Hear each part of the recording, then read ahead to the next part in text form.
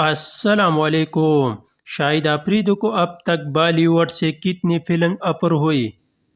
سابق کپتان شاہد آفریدی نے بالی ووڈ میں کام کرنے سے متعلق سوال پر انکار کر دیا۔ نجی میڈیا چینل سے گفتگو کے دوران میزبان نے شاہد آفریدی سے سوال کیا کہ کیا انہیں کبھی بالی ووڈ سے کسی مودی کی آفر ہوئی؟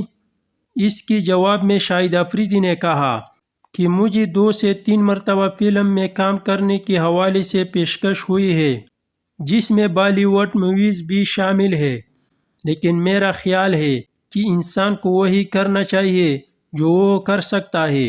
انہوں نے کہا کہ میری شناخت کرکٹ سے ہے، میں نے فلموں میں کام نہیں کیا، نہیں میری فیملی سے کبھی کسی نے کام کیا، لہٰذا میں نے اس حوالے سے اب تک نہیں سوچا۔